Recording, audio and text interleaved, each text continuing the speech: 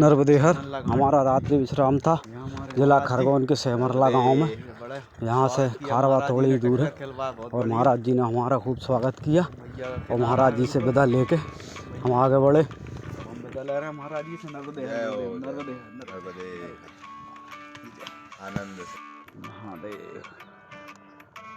सुबह सुबह महादेव के दर्शन, नर्मदा मैया के दर्शन, बाबा जी के दर्शन। बहुत बलवाल लगे पकड़े मकड़े बहुत सुंदर आश्रम बना मैया किनारे पे ही भैया महाराज जी के आश्रम पे। महाराज जी ने बढ़िया चाय पिलवाई। मनोकामनेश्वर महादेव मुरल्ला गाँव में बाबा जी ने चाय पिलवाई सभी को। नर्मदेहार ये है मंदिर साईं बाबा का। जय हो साईं बाबा का, जय हो साईं। रघुनाथ जी विराज। यहाँ से 1 किलोमीटर आगे एक और आश्रम था। दवा के साथ दारू छोड़ देते दर्शन किए। पानी वानी पियो। हाँ हाँ पानी वानी पियो ये करो। वो अभी वो क्या है, सेवा करेंगे तो सेवा के लिए तो सब आपन भी उनका सब करना चाहिए। बिल्कुल बिल्कुल, सेवा में ही सब है। नर्मदे विमलेश्वर महादेव। यहाँ से पहुँचे हम विमलेश्वर महादेव। यहाँ पर भोलेनाथ का बहुत सुंदर मंदिर है और बताते हैं कि जो गुप्तेश्वर महादेव में भगवान भोलेनाथ ने स्त्रियों का सत्य तो भंग किया था, उसके मल का निवारण करने के लिए उन्होंने यहाँ पे तपस्या की, इसलिए इसका नाम विमलेश्वर है। मल को दूर करने वाले मंदिर बहुत सुंदर है। अति प्राचीन मंदिर है महादेव का मंदिर। और इसका छत जो है वो भी बहुत सुंदर है और श्रीयंत्राकार बना हुआ है। महादेव के सुंदर दर्शन। सामने मैया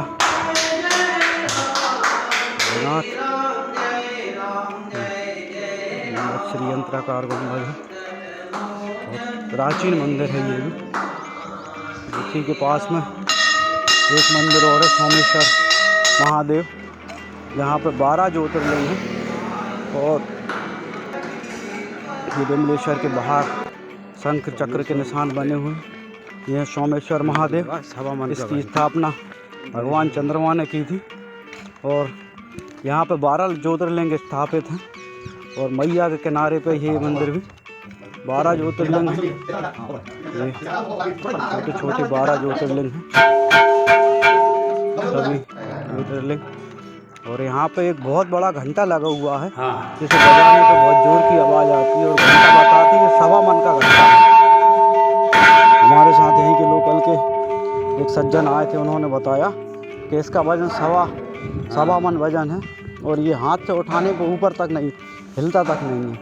और जब इस घंटे को बजाते थे तो इसकी आवाज़ जाती थी ओमकारेश्वर तक। तो अभी थोड़ा सा डैमेज हो गया है। अगर ओमकारेश्वर तक इसकी आवाज़ जाती थी, जिससे इसके बजने के बाद ही यहाँ जब बाबा जी बता देते तो ओमकार जी में आरती प्रारंभ होती थी। ये है इसका महत्व।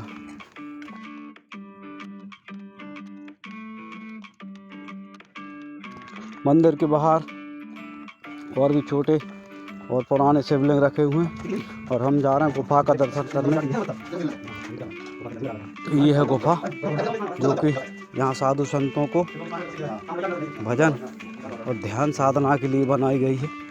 अभी यहाँ पे कोई नहीं रहता, झूला डला है और एक बाबा जी हैं जो यहाँ पे विश्राम करते हैं और भजन ध्यान करते हैं।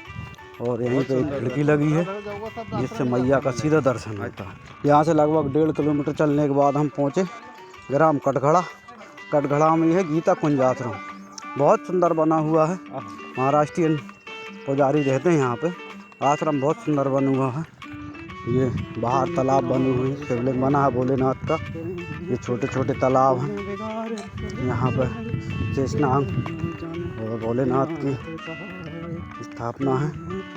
अंदर मंदिर है, मंदिर में पंचमुखी हनुमान जी और राम दरबार है। ये यहाँ के बाबा जी की चित्र लगा है। तो राम दरबार बहुत सुंदर महाराज की प्रतिमा है रघुनाथ जी की। और बड़ा आनंददायक मंदिर और छत बिल्कुल कांच जड़े हुए हैं छत में ऊपर। देखने में बहुत सुंदर लगता है। आश्रम छोटा है, महाराज जी ने चाय पानी के लिए भी कहा, परंतु आगे बढ़ गए। थोड़ी देर पहले ही चाय पी थी और बहुत सुंदर आश्रम। यहाँ से थोड़ी दूर पर खेड़ी घाट है। खेड़ी घाट पे ये मंदिर बना हुआ है। ये रामानंदी आश्रम है। भोलेनाथ का बहुत सुंदर विग्रह है और यहाँ पर बहुत से साधु संत रहते हैं। एक बाबा जी ने हमारे मना करने पर भी हमें 50 रुपये दिए। हमने कहा महाराज जी हम नहीं ले सकते, हम गृहस्थ हैं, मगर महाराज जी ने कहा कि परिक्रमा वासियों को हम देते हैं उसके अपने पूजा का सामान लेने के लिए।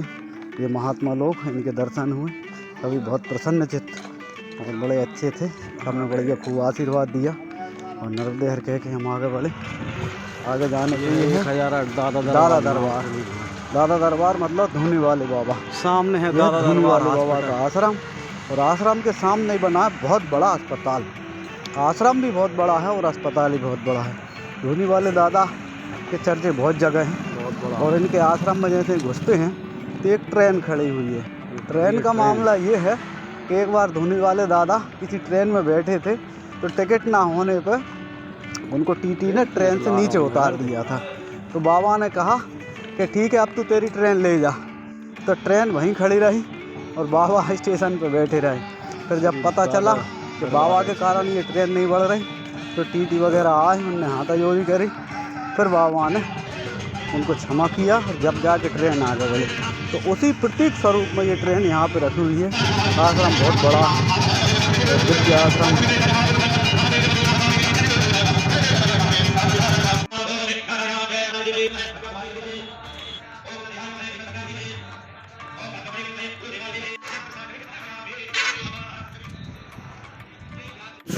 आश्रम के बाहर ये धूनी वाले दादा का हॉस्पिटल, बड़ा हॉस्पिटल है ये खेड़ी घाट। और ये अब हम आ चुके हैं बड़वा नगरी में प्रवेश हो गया हमारा। मंदिर सब बड़वा की और बड़वा ही बड़ा शहर है। यहाँ पर नागेश्वर मंदिर है, राम जी का मंदिर है और शहर बड़ा है। शहर की चेंचे पेंटे से निकल के हम आगे नागेश्वर मंदिर पहुँचे। फिर आ गए हम नागेश्वर मंदिर में बीच में भोलेनाथ का मंदिर बना हुआ और चारों तरफ ये तालाब है, जिसको तालाब में बहुत सुंदर और बहुत बड़ी मछलियाँ हैं। इनको हमने बढ़िया दाना खिलाया और बहुत देर तक मछलियों के साथ खेलते रहे। मछलियाँ बहुत बड़ी मछली। अब पानी इतना साफ है इससे हमारा ही चेहरा दिख रहा था। बहुत साफ पानी होने के साथ बहुत बड़ी मछलियाँ हैं इसमें। ये मछलियों के साथ खेलने के बाद भोलेनाथ के दर्शन किए। दिव्य ज्योतिर्लिंग है, प्राचीन मंदिर है और ये श्रीयंत्राकार मंदिर ये भी है। मैया की तस्वीर और ये बाहर से इसके दर्शन। बहुत सुंदर मंदिर बना हुआ है। यहाँ पे भोजन और विश्राम करने के बाद हम आगे बढ़े। यह मिलिट्री आगे यहाँ से बड़वाह के बाद हो जाता है जंगल शुरू और ये जंगल के पहले बाउंड्री वाल है। ये यहाँ पे सांस्कृतिक भवन है और मिलिट्री कैंप भी है आगे। तो यहाँ पे फौज की गतिविधियों के लिए बहुत बड़ा ग्राउंड है। इसके ये ग्राउंड जैसे ही ख़त्म होता है चोरल नदी है। चोरल नदी के यहाँ के उस पार है पांडवों द्वारा निर्मित माता जयंती का मंदिर। ये मंदिर गुफा में बना हुआ है और पहाड़ काट के गुफा बनाई गई है, जिसमें कि माता का शक्तिपीठ है। और यहाँ पे बताते हैं कि रात्रि में 12 बजे के लगभग प्रतिदिन शेर दर्शन करने आता मैया के। और मैया के दर्शन करके 5 या 2 मिनट रुक के फिर वापस चला जाता है। मंदिर के सामने नदी के इस तरफ बड़वाह का जंगल रिसोर्ट टाइप एक रिसोर्ट बना हुआ बहुत बड़ा, जिसमें कि कम से कम 5-7 किलोमीटर का जंगल का एरिया है, जिसमें सैलानियों को देखने के लिए सैलानी यहाँ पे आते हैं। अंदर सांस्कृतिक कार्यक्रम और वैसे लोग अपनी पिकनिक और छुट्टियाँ मनाने के लिए आते हैं। और यहाँ से हम उसी के मामला उलझ चुका है भैया, सब लोग बैठे हैं। अब जे लफड़ा ये है, यहाँ से 2 रास्ते हैं। एक जाता है यहाँ से नर्मदा परिक्रमा, 2 मार्ग है, चौहान ऋषि आश्रम होकर कुड़ी जाता है और एक जाता है सुलगांव होकर कुड़ी। तब समस्या जी है सुलगांव होकर कुड़ी जाए चौहान ऋषि आश्रम जाए, तो अपना तो भाई सीधा है चौहान ऋषि आश्रम होकर कुड़ी जाएंगे। बाकी हमारे वे और साथी परिक्रमावासी हैं जे निश्चित कर रहे हैं कहाँ जाना है क्या करना है। और जंगल है, शेर मेर का मामला भी है इधर, तो नरबदेहर भी हो सकती है भैया, सोच समझ के काम करो। ये बोर हैंडपम्प के लिए करवाया था, मगर नर्मदा जी की ऐसी कृपा हुई कि यहाँ से बोर में अपने आप पानी निकलता है। 1.5 से 2 इंची पानी लगातार यहाँ से बहता ही रहता है। तो हैंडपम्प निकाल के एक तरफ पटक दिया और ये बोर चल रहा है। और ये पहुँच गए हम चौहान ऋषि के आश्रम में। आश्रम में प्रवेश के लिए बड़ा गेट बना है और थोड़े ही आगे एक बावड़ी बनी है जिसका जल बड़ा दिव्य है। और बावड़ी के पास में ही भोलेनाथ की बहुत बड़ी मूर्ति बनी है। और ये चौहान ऋषि आश्रम राजा सयाती यहाँ पर एक बार आए थे घूमने, तो उनकी लड़की थी सुकन्या ने एक बामी में 2 रोशनी देखी, तो रोशनी देखते उसने उसमें लकड़ी डाल दी और जिससे चौहान ऋषि की आँखें बंद हो गई।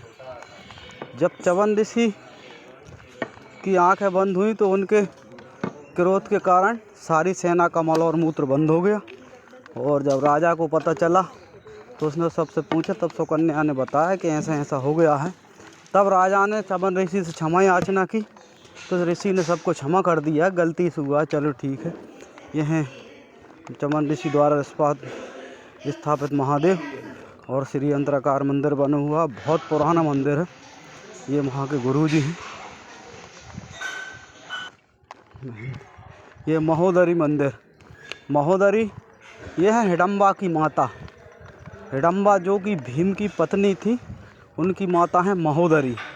और इस कुंड का नाम भी महोदरी कुंड है। ये साधु संतों की तस्वीरें लगी महाराज उदासी। तो सुकन्या को चौहान ऋषि की सेवा में छोड़ गए थे महाराज सयाती, और सुकन्या ने सेवा की महाराज चौहान ऋषि की, जिससे कुछ दिनों बाद वहाँ पे अश्वनी कुमार आए और अश्वनी कुमारों के कृपा से चौहान ऋषि दोबारा से स्वस्थ और युवा हो गए थे। और फिर इनका विवाह हुआ और कई संतानें हुई। ऐसा है चौहान ऋषि का आश्रम। और यहीं पे ये सब कथा लीला हुई थी। और चौहान ऋषि के प्रभाव से बहुत से बंदर और जानवर ऐसा आश्रम के चारों तरफ घूमते रहते हैं। बंदर तो परेशान करते हैं, पर और भी जंगली जानवर हैं, मगर कोई आश्रम के अंदर प्रवेश नहीं करता। रात में आवाज़ें आती रहती शेर भालू आदि की, क्योंकि यहाँ से भड़वा है लगभग 12-14 किलोमीटर और ये घनघोर जंगल में बना हुआ है। बाकी है तो सभी आ गई जंगल, छोटे मोटे गांव हैं, और ये बहुत घोर जंगल में बना हुआ स्थान। तो आज का रात्रि विश्राम और भोजन होगा चौहान ऋषि के आश्रम में, और यही होगा दोनों समय का भजन। नर्मदे हर, नर्मदे हर, नर्मदे हर जिंदगी भर।